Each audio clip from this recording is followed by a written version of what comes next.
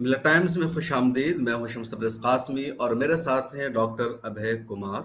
Law commission ने एक मरतबा फिर यूनिफॉर्म सिविल कोड के हवाले से सजेशन तलब किया और कहा है कि यूनिफॉर्म सिविल कोड के हवाले से जो लोगों की राय है उसको सबमिट किया जाए।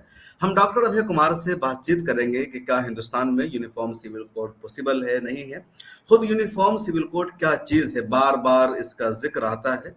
आइन में भी कहा गया है कि पूरे देश का एक सिविल कोड होना चाहिए, इसके लिए कोशिशें करनी चाहिए। उसका मतलब क्या था और क्यों बार बार इस तरह की बातचीत सामने आती है? अभय कुमार साहब, मिला टाइम्स में खुशामदीद, खैर मकदम है आपका। सबसे पहले तो हम यही जानना चाहेंगे कि आप अपनी नज़र से यूनिफॉर्म सिविल कोड को क्या समझते हैं? जी, बहुत-बहुत शुक्रिया आपका, मिलत टाइम्स का, और आपका भी, आपने हमें वक़्त दिया।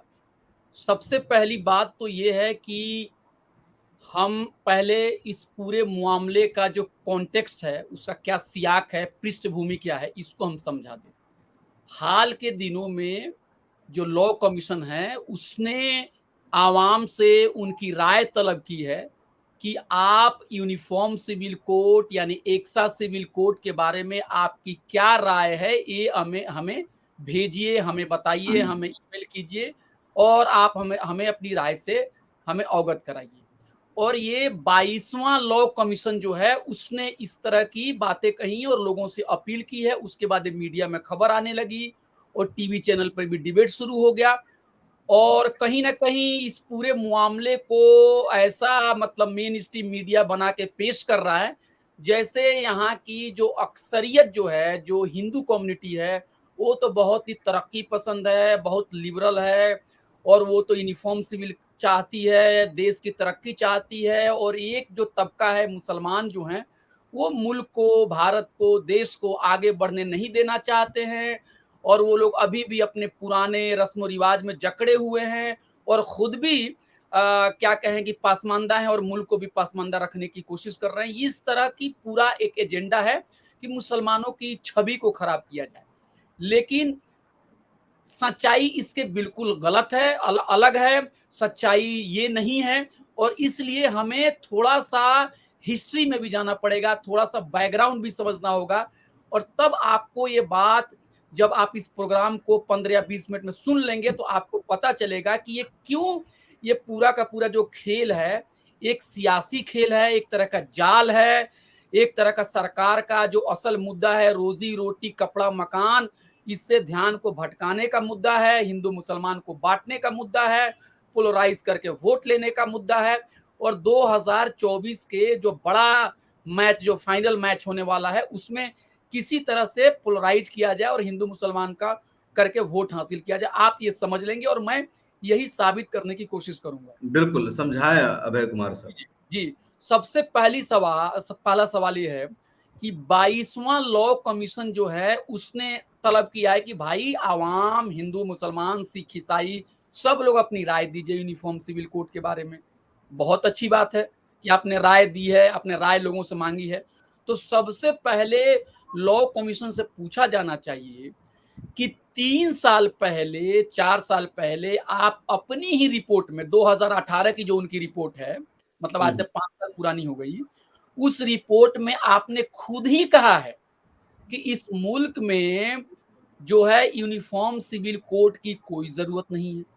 अच्छा, आपने खुद ही कहा है कि इसकी ज़रूरत भी नहीं है, ये डिज़ायरेबल भी नहीं है और आपने खुद अपनी रिपोर्ट में कहा है कि हमें भेदभाव, इम्तियाज़ात, गैर बराबरी, अदम मसावात को दूर करने के लिए काम करना चाहिए, ना कि एक सा कानून लोगों के ऊपर थोपना चाहिए। तो आपने 3 साल पहले तो बहुत ही अच्छी बात कही थी, इसका तो खैर मकदम होना चाहिए।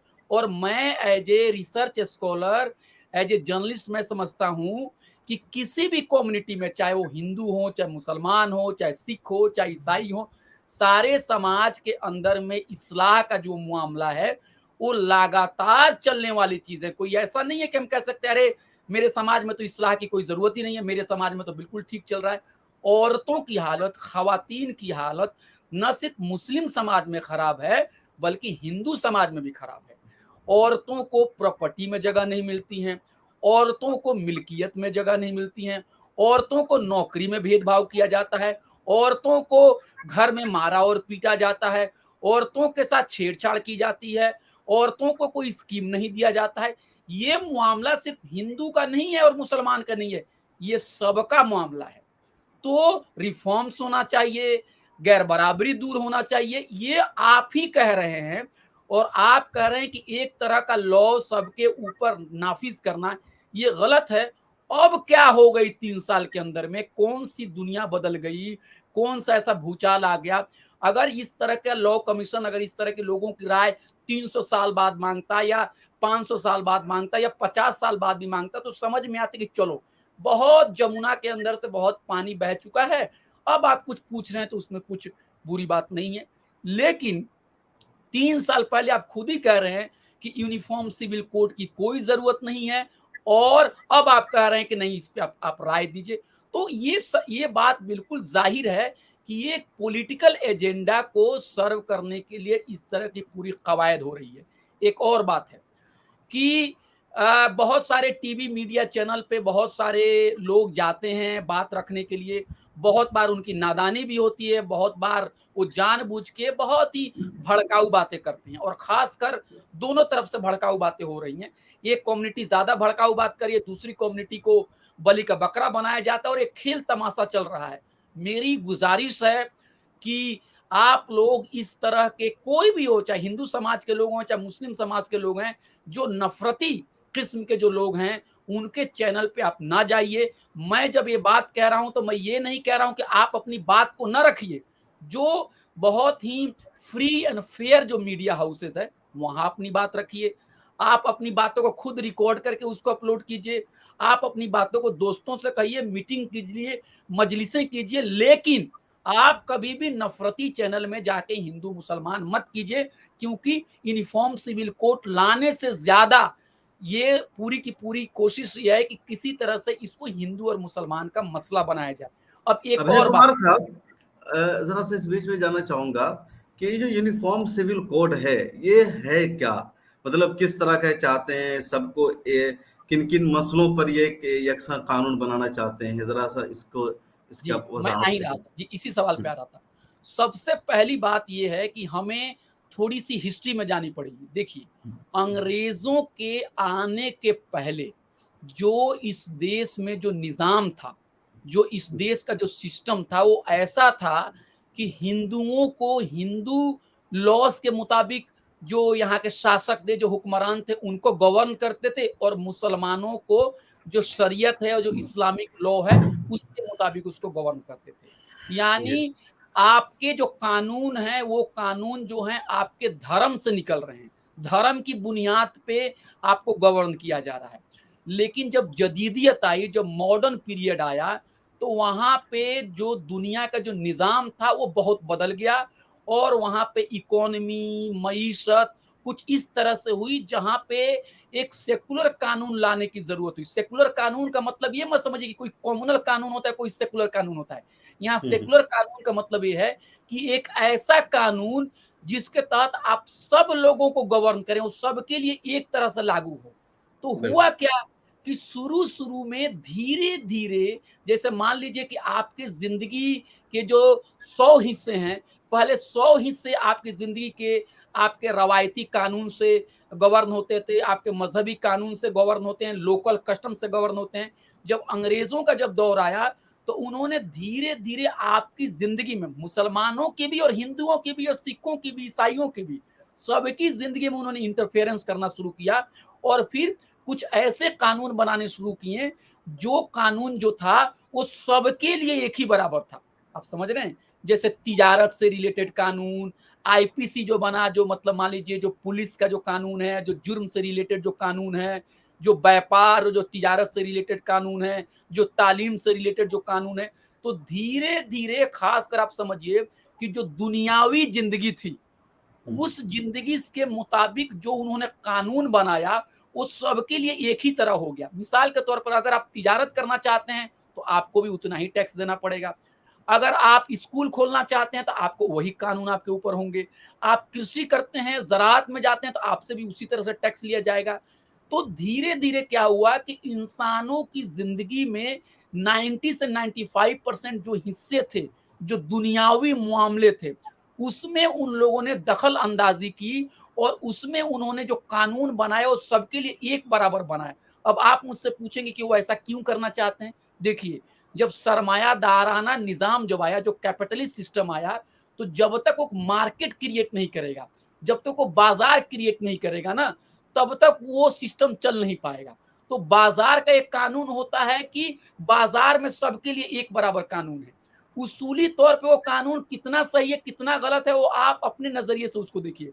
लेकिन उनको एक यूनिफॉर्म कानून चाहिए। जैसे मॉल में आप जाते हैं तो एक कीमत सामानों की लगी होती है और सबको वही पैसा देना पड़ता है। तो हम्म। उन्होंने धीरे-धीरे क्या किया कि जो हमारी ज़िंदगी जो थी दुनियावी, उसी को हम कहते हैं सेकुलर। सेकुलर का मतलब यहाँ कॉम्युनल नहीं हुआ, मटेरियलिस्टिक, जो मादी ज़िंदगी है, तालीम, रोज़गार, बाहरी ज़िंदगी है, उसमें जो कानून बना तो ऑलमोस्ट सारे हिंदुस्तानियों के लिए एक ही कानून बना। लेकिन अंग्रेज ये भी बात समझते थे कि दुनियावी मामलों में मुदाखलत को तो लोग यहाँ के हिंदुस्तानी बर्दाश्त कर लेंगे, लेकिन उनके आइली यानी उनकी पर्सनल जिंदगी, जो फैमिली लॉज होंगे, जैसे हम्म। मैरिज, डाइवोर्स, आपका जो है वक्फ से मामला, आपको सक्सेशन, वक्फ और जो भी है इस तरह की जो जो घर की जिंदगी है, पर्सनल लॉ जो है। पर्सनल लॉज हैं, तो अगर हमने इसमें अगर इंटरफेरेंस किया तो लोग सड़कों पे आ जाएंगे, बगावत हो जाएगी। तो उन्होंने एक बीच का रास्ता अख्तियार किया कि हमारा ये जो सरमायादाराना जो निज़ाम है वो चले भी और लोग एक ज़्यादा हद तक लोगों को नाराज़ भी ना किया जाए, इसलिए उन्होंने पर्सनल लॉज में ज़्यादा छेड़छाड़ नहीं की और उन्होंने पर्सनल लॉज को कहा कि कम्युनिटीज की जो जिंदगी होगी वो पर्सनल लॉज के मुताबिक मतलब गवर्न होगी। और एक और बात की, पर्सनल का कभी कभी मतलब होता है शख्सी। यहाँ शख्सी इसका मतलब नहीं हो, ये इंडिविजुअल से रिलेटेड नहीं है, ये हम्म। कम्युनिटी से रिलेटेड है। यानी पर्सनल लॉज का मतलब है कि शम्स तबरेज साहब या अभय कुमार बतौर मुसलमान और बतौर हिंदू, उनकी शादी, उनका निकाह, उनके घर के अंदर में कभी कोई डाइवर्स की चीजें आ जाएंगी, कोई, तो वो कैसे उस मसले को कैसे हल किया जाएगा, वो पर्सनल लॉ का हिस्सा है। तो बिल्कुल। पर्सनल लॉ आजाद भारत की सरकारों ने भी पर्सनल लॉ को कंटिन्यू रखा। उनको भी पता था कि इस चीजों को हम छेड़छाड़ करेंगे तो पर्सनल लॉ जो होंगे वो पर्सनल लॉ को लोग बर्दाश्त नहीं करेंगे। एक और चीज आपको कही कही जाती है, आप सुनते होंगे कि हिंदू कोड बिल बन गया, लेकिन मुसलमानों के लिए कोई रिफॉर्म्स नहीं हुआ। नेहरू जी थे और कांग्रेस जो था वो मुसलमानों की मुंह भराई करता था, उनको डर था वोट बैंक पॉलिटिक्स के लिए। एकदम गलत बात है, एकदम गलत बात है। देखिए 1937 में शरिया एक्ट जो है वो ऑलरेडी पास हुआ है अंग्रेजों के दौर में, और उस अंग्रेजों के दौर में जो मुसलमानों के जो कानून थे, जो आइली कानून थे, जो पर्सनल कानून थे, वो ऑलरेडी उसको रिफॉर्म्स करके उसको एक जदीद तरीके से उसका कोडिफिकेशन हो गया। आप समझ रहे हैं मेरी बात? जी। और एक और इंटरेस्टिंग बात है कि क्या किसी मुसलमान की जिंदगी के जो पर्सनल लाइफ्स हैं वो मजहबी किताब से गाइड होंगे या फिर रस्म रिवाज से गाइड होंगे? ये भी एक हम्म। बहुत ही इंटरेस्टिंग चीज था कि रस्म रिवाज एक तरह के नहीं हुए। कोई मुसलमान अगर पंजाब में रह रहा है और कोई मुसलमान बिहार में रह रहा है तो रस्म रिवाज, लोकल ट्रेडिशंस में वेरिएशंस हैं, लेकिन कुरान तो एक ही है। तो ये भी एक बिल्कुल। मामला था। लोग कहते हैं कि क्या किताब के जरिए आप गवर्न होंगे या फिर लोकल कस्टम के जरिए गवर्न होंगे। लेकिन हम्म। जो 1937 का जो शरिया एक्ट था उसने किताबों को, शरिया को ज्यादा अहमियत दी लोकल प्रैक्टिसेस के मुकाबले में, और बहुत सारी उसमें रिफॉर्म्स हुए। इसलिए ये कहना कि मुसलमानों के जो शरिया कानून है उसमें कोई रिफॉर्म्स नहीं, एकदम गलत है। जब मुल्क आजाद हुआ तो हिंदुओं के जो आइली कानून थे उसमें इस्लाह करने की जरूरत इसलिए थी कि मॉडर्न जो जिंदगी थे उसको, उसमें ये चीज फिट नहीं होते थे। इसलिए हम्म। नेहरू जी को वो क्या लगा, चीजें थी जो हिंदू रस्म रिवाज में जो फिट नहीं हो रही थी, जैसे जिसकी वजह से? मान लीजिए कि जैसे बहुत सारी शादियां हिंदू कर सकते थे, मेरी बात सुन लीजिए, जो हम्म। होते हैं ना, जो पोलीगेमी जो है, लोग कहते हैं कि हम्म। मुसलमानों के अंदर में पोलीगेमी है, सुन लीजिए मेरी बात। लेकिन 1970 तक की सरकार की खुद की रिपोर्ट है कि पोलीगेमी मतलब एक से ज्यादा, मतलब अब वाइफ को रखने का जो मतलब है, ये जो मामला है वो हिंदुओं में ज्यादा है। मैंने अपनी उम्र में देखा है, अपने गांव में मेरे बहुत सारे चाचा थे जिनकी कई सारी बीवियां थी, 2 बीवियाँ थी, समझ मैंने अपनी आँखों से देखा है। तो हुँ, उस ज़माने में इस तरह की चीज़ें थी और भी बहुत सारे कस्टम्स थे जो कि मॉडर्न लाइफ़ से टकराते थे। वो बहुत ही आप कहेंगे ना दकियानूस बन चुके थे। वक़्त के हुँ, साथ-साथ आपको बदलना पड़ता है।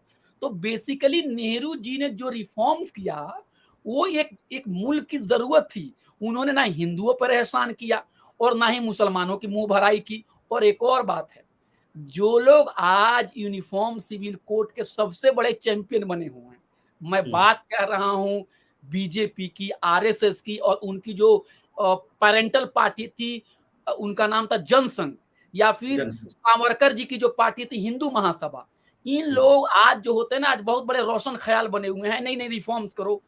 इन लोगों ने जब नेहरू जी ने हिंदू कोड बिल को लाया और अंबेडकर जी भी चाहते थे कि इसके अंदर में बदलाव किया जाए, क्योंकि औरतों की हालत बड़ी खराब थी। मैं आपको बता रहा हूँ, हिंदू औरतों की हालत बड़ी खराब थी और अंबेडकर विरासत का भी हक नहीं मिलता था उनको शौहर जी, की। जी, जी। जी, जी, और हिंदू औरतों के साथ तो अंबेडकर जी ने किताब लिखी है, एक आर्टिकल है उनका, the rise and fall of Hindu women, कि हुँ, कैसे मतलब जो हिंदू खवातीन हैं उनका ज़वाल हुआ, सुन लीजिए, तारीख में कैसे उनका ज़वाल किया गया। और अंबेडकर जी के मतलब क्या मजस्समे पे गुलपोशी करने के लिए हिंदुत्व के लोग बहुत आगे रहते हैं, लेकिन अंबेडकर जी ने कहा था कि महिलाओं की हालत हिंदू समाज के अंदर में शूद्रों के बराबर है, समझ लीजिए। यानी जो महकूम तबकात के ज़ुमरे में उन्होंने खवातीन को भी रखा। और ये हुँ, बात भी जान लीजिए, दिल्ली यूनिवर्सिटी में डॉक्टर अंबेडकर जी की जो आपको जो ये आर्टिकल है हिंदू वीमेन वाला, हुँ, इसको ये हुँ। लोग दिल्ली यूनिवर्सिटी के निसाब से हटा रहे हैं, क्योंकि उनको बहुत अच्छा। बुरा लग रहा है कि भाई हिंदू हुँ, वीमेन का सवाल कैसे हो सकता है। भारत में तो हिंदू ही हजारों-हजारों साल से विश्व गुरु बने हुए हैं, बहुत ही महान कौम है। यहाँ हिंदू कैसे नीचे गिर सकता है? तो मैं ये कह रहा हूँ कि जो लोग आज कह रहे हैं यूनिफॉर्म सिविल कोड होना चाहिए, बहुत रिफॉर्म्स होना चाहिए, इनका रिकॉर्ड खुद तारीख में है कि ये सड़कों पे जा जा के मुजाहरे किए नेहरू के खिलाफ इलेक्शंस लड़े। और एक और बात है, हुँ, हुँ, 1970 में आरएसएस के जो सरसंघ चालक हैं, आज जो भागवत जी हैं, उनसे पहले हुँ, गोलवरकर जी ने अपने ही तर्जुमान पेपर ऑर्गेनाइजर में एक बयान दिया। उनसे जब पूछा गया कि क्या यूनिफॉर्म सिविल कोड लाना चाहिए, उन्होंने कहा नहीं लाना चाहिए। भारत जैसे मुल्क में इसकी कोई ज़रूरत नहीं है। और 1950 में हिंदू कोड बिल की जो मुखालफत करते थे, तो वो कहते थे कि रियासत को कोई हक नहीं है कि लोगों की समाजी ज़िंदगी उनके आइली कानून में मुदाखलत करे। और आज वो इसका उल्टा कह रहे हैं। आज कह रहे हैं कि समाज जो है, वो बिल्कुल ही दकियानूस हो चुका है और जो हैं उसको इस्लाह करने की ज़रूरत जो है वो राज्य की है। भाई तो राज्य को अगर इस्लाह करना है तो इस पे भी तो इस्लाह करो कि जात-पात का निज़ाम खत्म होना चाहिए। तुम इस पे भी तो इस्लाह करो कि दहेज़ क्यों चल रहा है।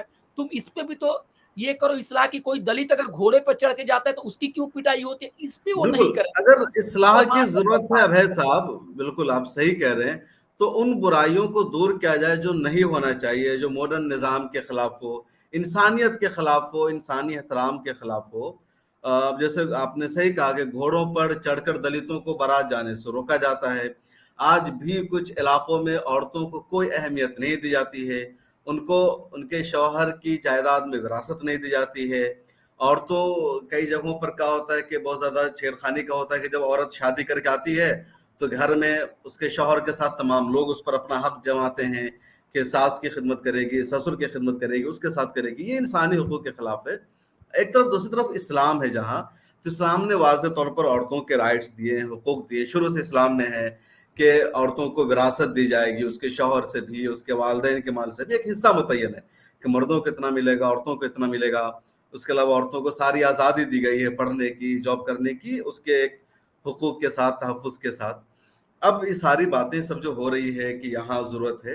अच्छा, कोई भी मुआशरा, मतलब मुझे तो लगता है कि सेकुलरिज़्म और जदीदियत ये है कि मुख्तलिफ तरह का पर्सनल लॉ हो, हर एक को अपने-अपने मसलक पर, मज़हब पर अमल करने दिया जाए, ना ये कि सबको एक जगह महदूद कर दिया जाए। ये तो जिद्दत पसंदी नहीं हो सकती, ना तरक्की की अलामत हो सकती है।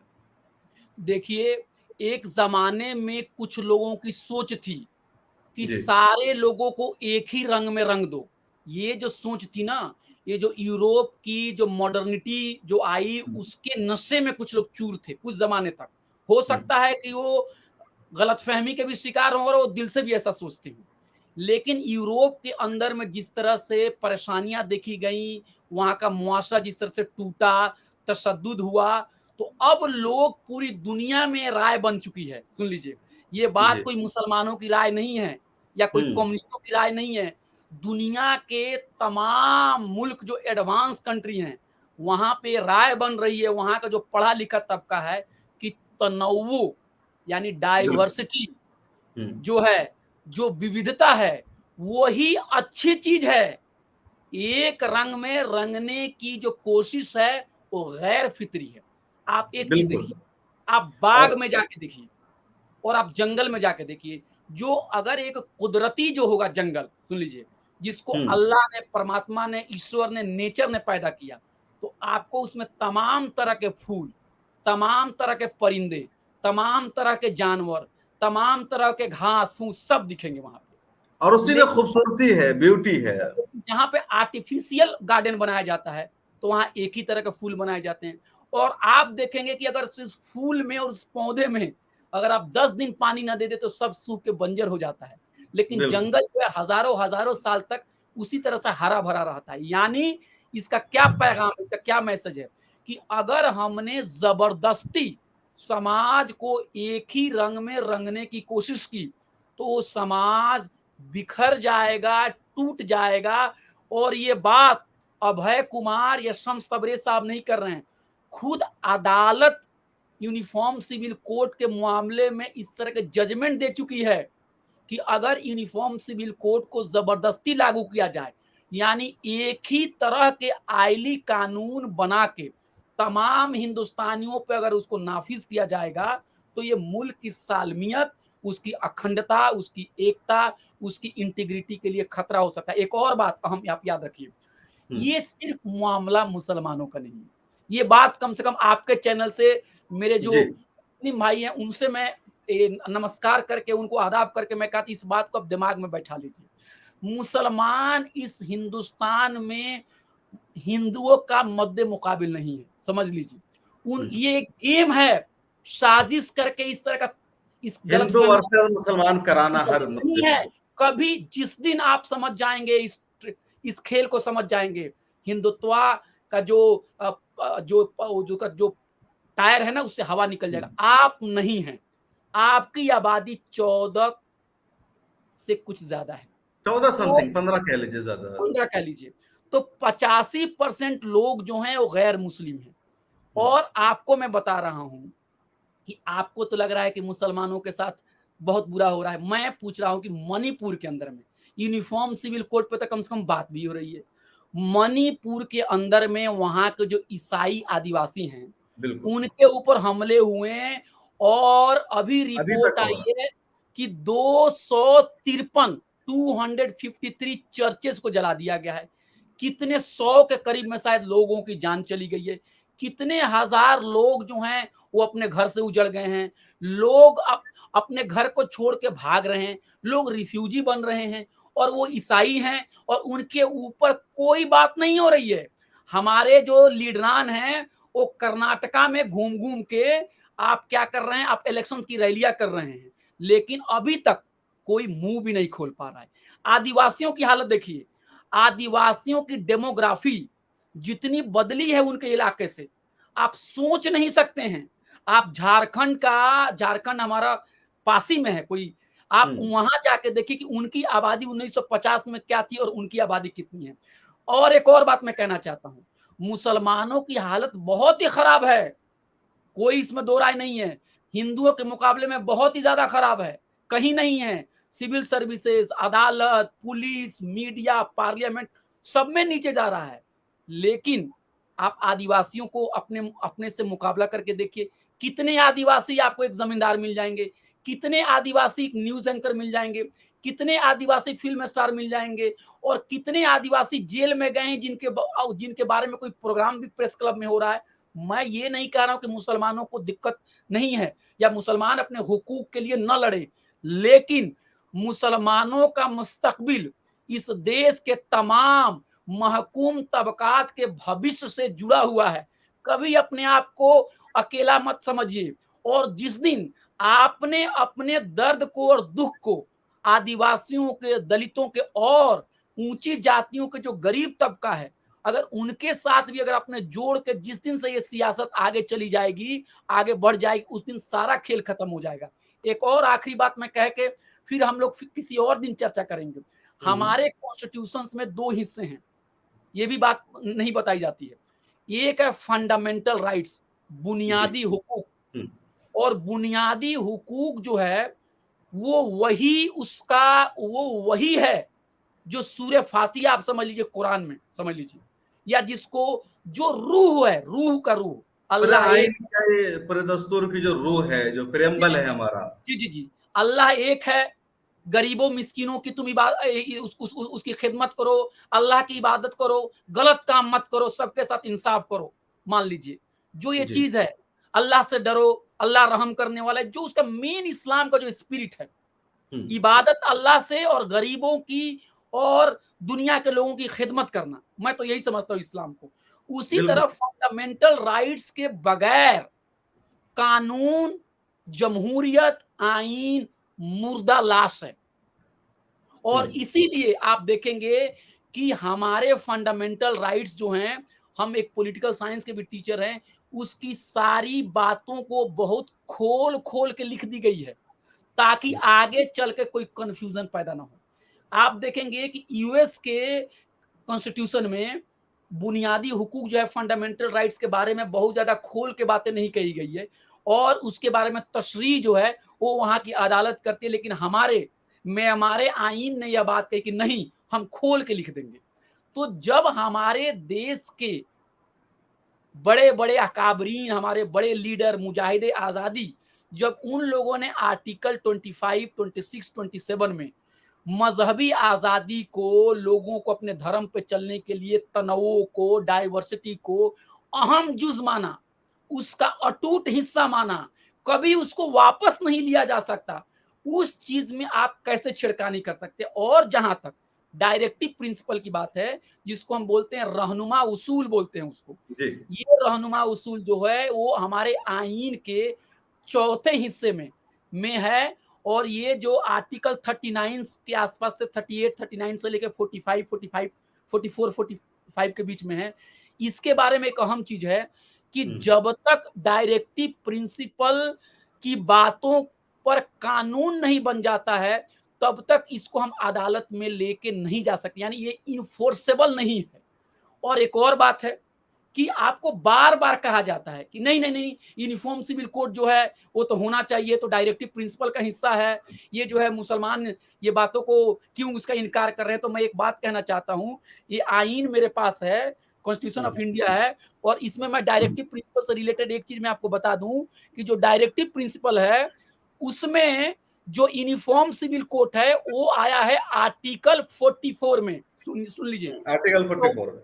44 नंबर का जो आर्टिकल है, वो बात करता है यूनिफॉर्म सिविल कोड का। हुँ, और उससे पहले 43 जो है वो क्या बात कर रहा है, 43वां क्या कह रहा है कि हम एक कोऑपरेटिव सोसाइटी बनाएंगे। और क्या कह रहा है कि हम वर्कर का कारोबार में और इंडस्ट्री में उनकी भागीदारी बनाएंगे। अरे भाई, वर्कर की तो सैलरी आप नहीं दे रहे हैं, वर्कर हुँ, के हुकूक आप लूट लिए हो, वर्कर को ट्रेड यूनियन बनाने का कोई हक नहीं है, वर्कर की हालत तो जानवरों से बदतर आपने कर दी है। कोरोना के टाइम में दुनिया दवा दारू दे रही थी, आप मजदूरों के हुकूक को खत्म कर रहे थे। तो यूनिफॉर्म सिविल कोड अगर इतना ही जरूरी है, तो इससे पहले हमारा जो आईन है वो मजदूरों के हुकूक देने की बात करता है। ये भी कहता है कि मजदूरों की जिंदगी को बेहतर किया जाए, ये भी कहता है कि वर्किंग कंडीशन को बेहतर किया जाए, राइट टू वर्क, काम करने के अधिकार दिए जाएं, तालीम के अधिकार दिए जाएं, लोगों को जस्टिस दिया जाए। तो ये चीजें आप कर लो, उसके बाद यूनिफॉर्म सिविल कोड पर भी आओ। तो ये कौन सी ये मुल्क है कि जहां पे आप पहले तल्ले पे नहीं चढ़ोगे, आप दूसरे तल्ले पे नहीं आओगे, तीसरे पे नहीं आओगे, और आप 40वें तल्ले पर डायरेक्ट चले जाओगे? ये भी तो गलत है ना। अगर डायरेक्टिव प्रिंसिपल जो है इतना ही अच्छा है और इसको इसको इंप्लीमेंट करना मुल्क इतनी बड़ी जरूरत है, तो आप शुरू से करो, मजदूरों को उनका हक दे दो, मजदूरों को उनकी सैलरी दे दो, कारोबार में उनका हिस्सा दे दो, फिर तुम इसके ऊपर आओ। तो वो मजदूरों से उनको कुछ लेना देना नहीं है, आवाम की भलाई से उसको कुछ लेना देना नहीं है, उनको सिर्फ मुसलमानों को चिढ़ाना है। और डॉक्टर भीमराव अंबेडकर का भी इस्तेमाल करते हैं ताकि दलित और मुसलमान आपस में लड़ें।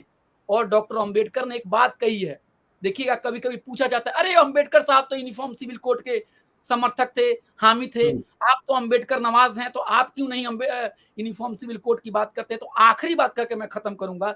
डॉक्टर अंबेडकर साहब जब ड्राफ्टिंग कमीशन के जब चेयरमैन थे और उस जमाने में जब बहस चली थी, तो डॉक्टर अंबेडकर साहब ने उस जमाने में तकरीर की थी और उन्होंने कहा था, मैं उसको पढ़ के सुना दूं और ये चीजें जो हमारे भक्त लोग हैं वो भी इसको हुँ, सुन ले, तो अंबेडकर जी के बहुत बड़े मद्दाह बने हुए हैं, उनके बिल्कुल। बहुत बड़े पैरोकार बने हुए हैं।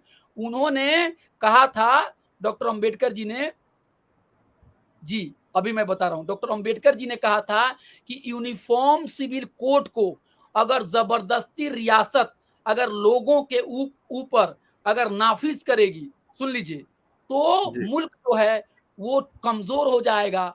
मुल्क जो है वो एक तरह से बगावत हो जाएगी। देखिए क्या कह रहे हैं डॉक्टर अंबेडकर साहब, बहुत नो अहम बात कह रहे government no government can exercise its power in such a manner as to provoke the Muslims community to rise in rebellion.